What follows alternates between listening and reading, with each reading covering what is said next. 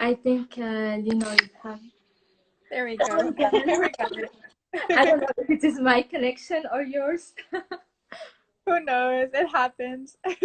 So, anyways, so you are entrepreneur and mindset coach. You help women get out from their toxic circles, right? Yeah, so I help women get out of toxic cycles. I work with sensitive women, ambitious women, women who consider themselves to be empaths. There's a whole range, but the main thing is that they're in a place where they don't really want to be. They're stuck. They're in these cycles they can't get out of. It can be anything. It can be a toxic cycle of procrastination, unhealthy eating, relationships, whatever it might be. I help them get out of that and then become the best version of themselves so that they can live life on their own terms. And this can look like the relationships they want, the business they want, the lifestyle they want, whatever that might be.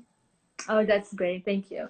So, the topic of today is happiness and the power of positive thinking. So, let's get started.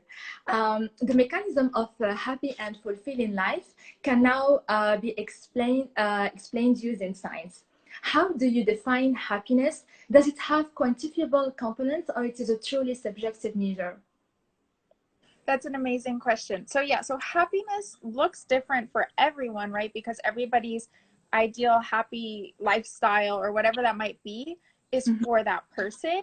However, there are certain things that you can use to measure happiness, and you can actually see it scientifically, like you said.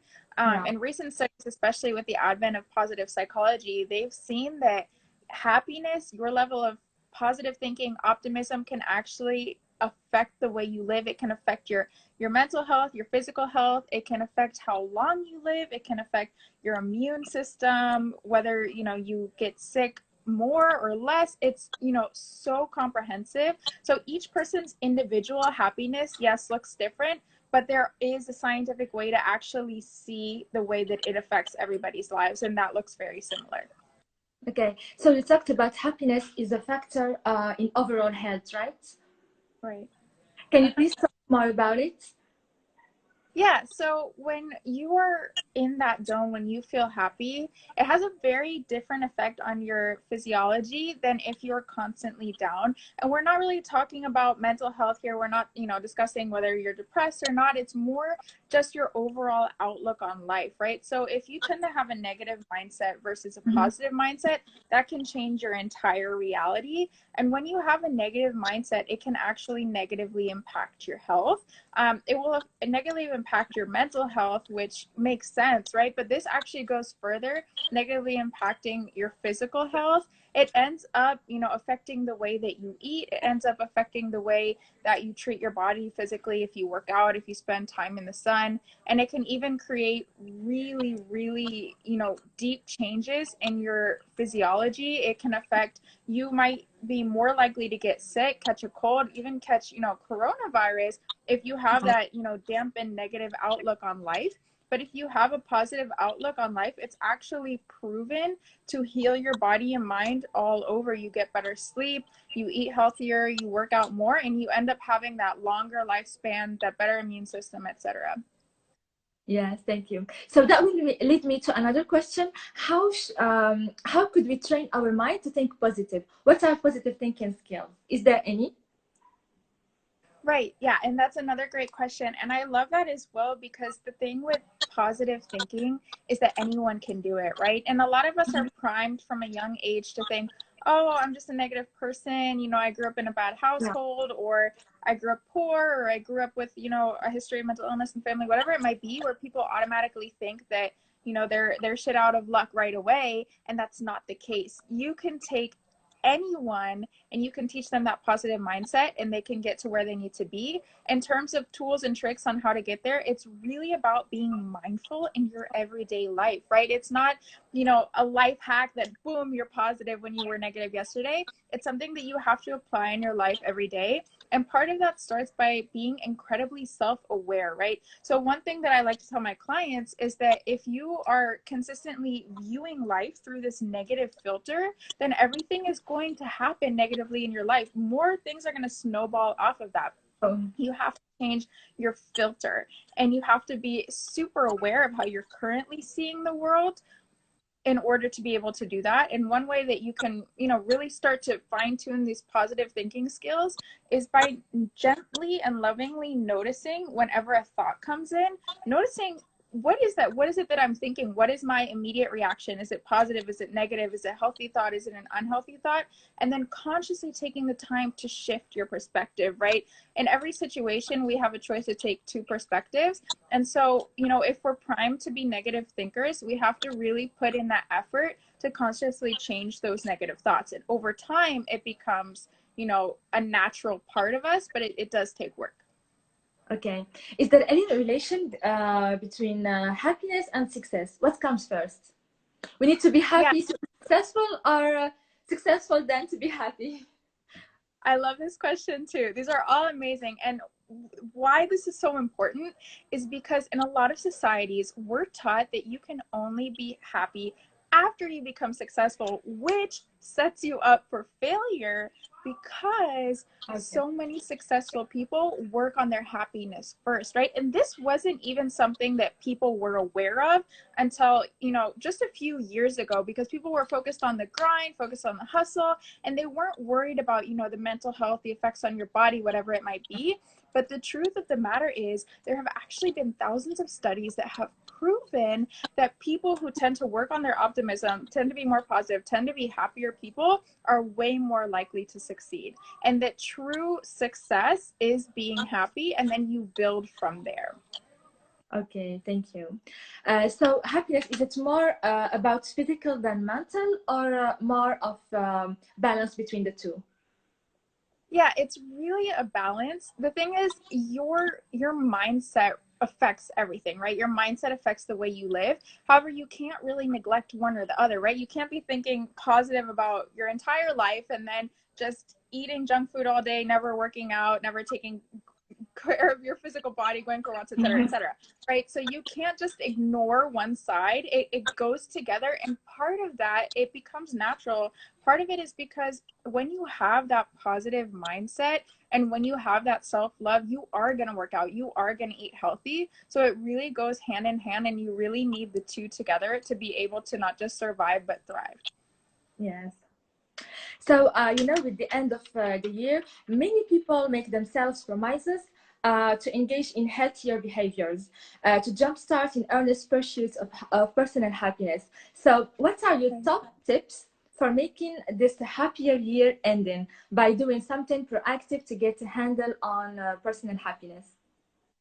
Right. I love that. And one thing I want to say as well is that a lot of times our New Year's promises aren't necessarily what works, right? And one thing is that taking what you said about New Year's, right, which is a really smart starting point, and saying, you know what, no matter what day of the year it is, this is going to be my promise to myself because I deserve it.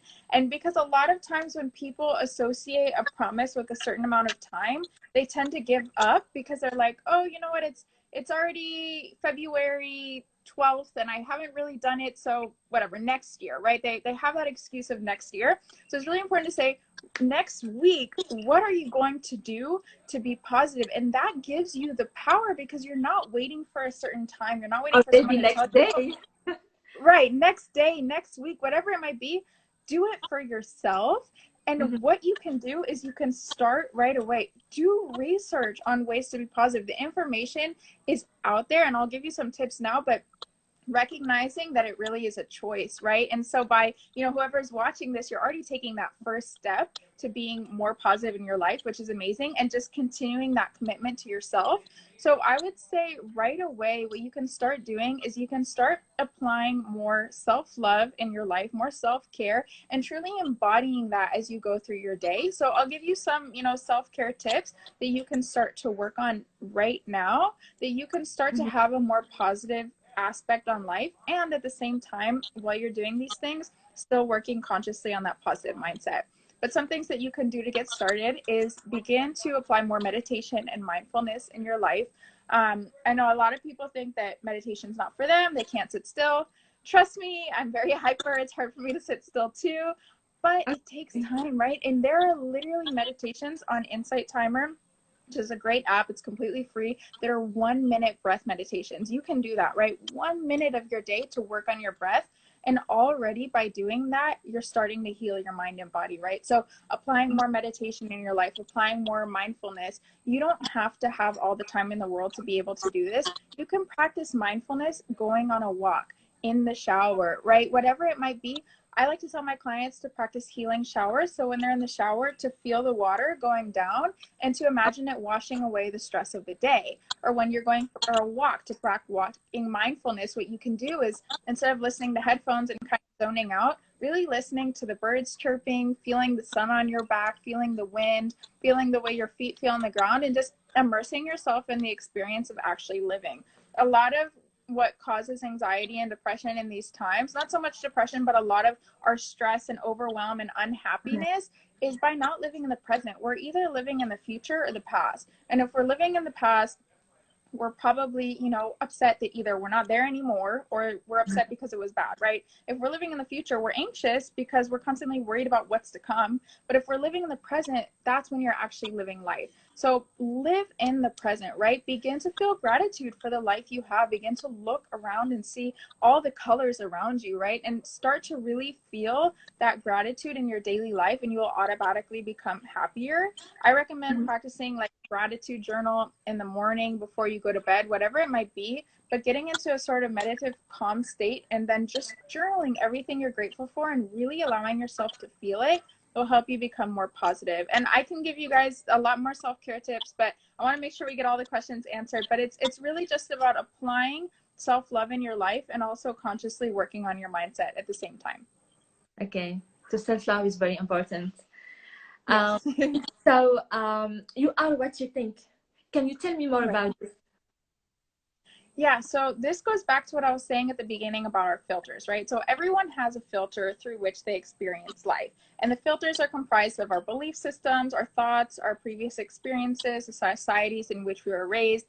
And this is the way that we see life. It's just literally like, imagine if We are like it today. I don't know what's happening. Anyway. So, yes, you are what you think. Right.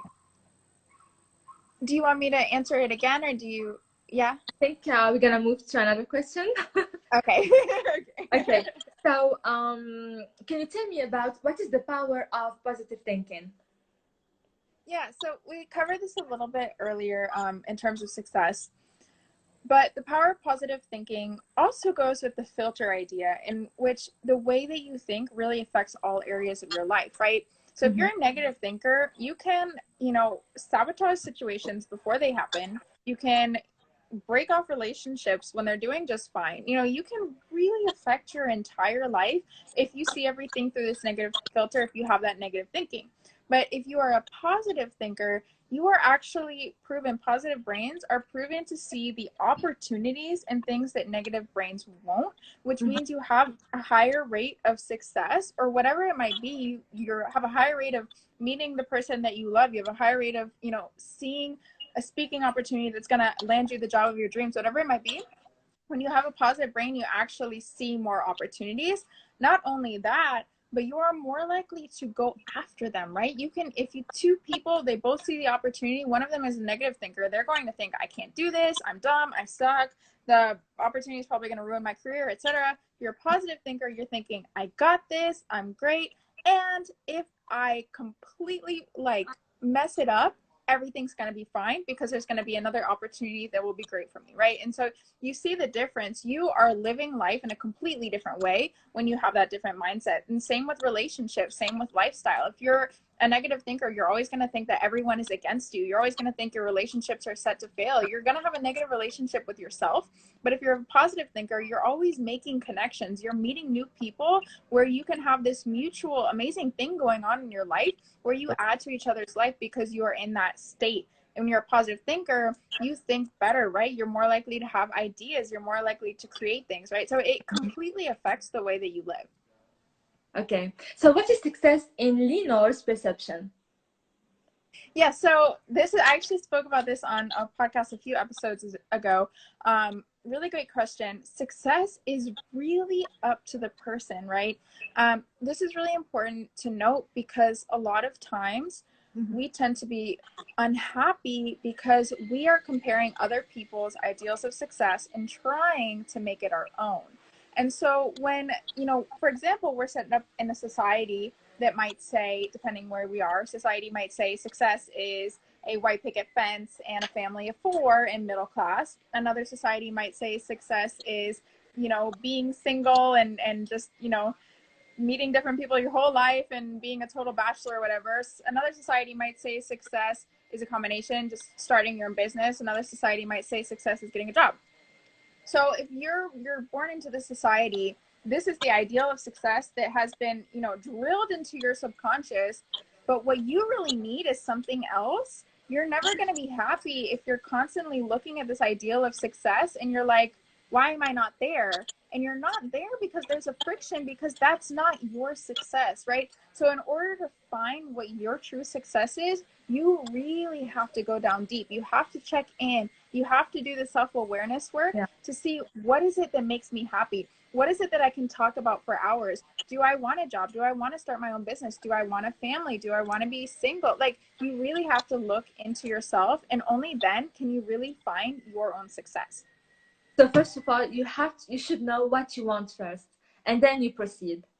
Right, exactly. Okay, great. So I have a question from a follower, from Selma. She says, I can't control that I'm overthinking about something negatively. What can I do? So if you tend to find yourself in a position where you're constantly overthinking, number one, know that this is normal. A lot of us, you know, just naturally overthink, right? We will run situations over and over and over again in our head. Did I say the right thing? Did I say the wrong thing? How is this going to affect my life, right? Super normal. The good news is that you have all the power to change that, right? And I will also want to emphasize that there are two different things here. One, overthinking can be caused by anxiety. So it's important to know that if it's caused by anxiety or if it's just a habit that you have to overthink, right? So it is important to distinguish the two.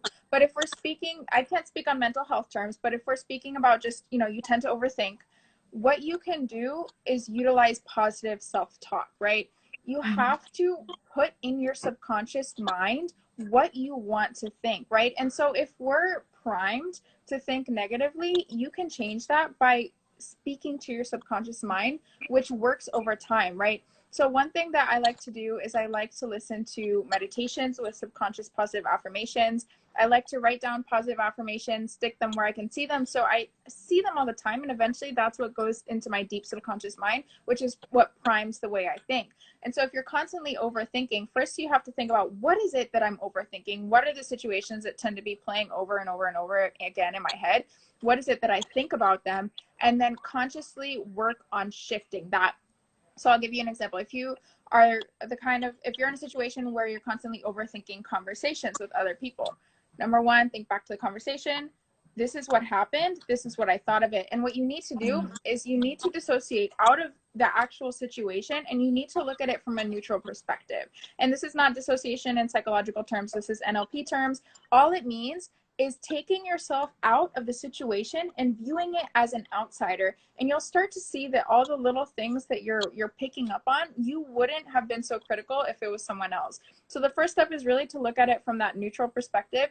And the second step is to consciously work on shifting these thoughts. So every time that you end up in a situation where you're overthinking, step back, really think about it, and then start to consciously shift the way that you think about it. And one way that you can do so is by having these positive affirmations about yourself constantly going into your system. Because when you become more self-confident, when you start, you know, getting rid of that self-doubt, you're going to start things a little bit more positively. And so that's going to affect the way you see everything.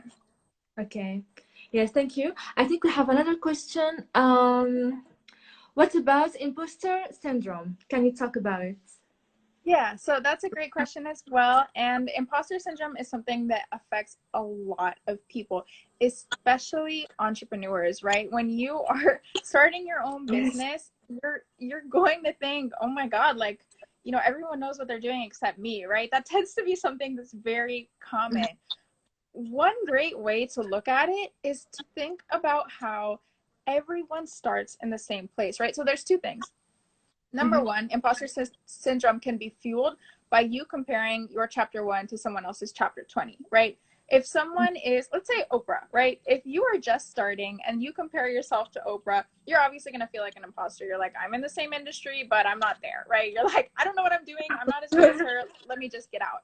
No, she had to get there somehow, right? She worked up to it. She did not start there at all, right? And so begin by actually like really analyzing the situation and seeing that everyone starts somewhere, and everyone, no matter what, everyone is a beginner at one point in time.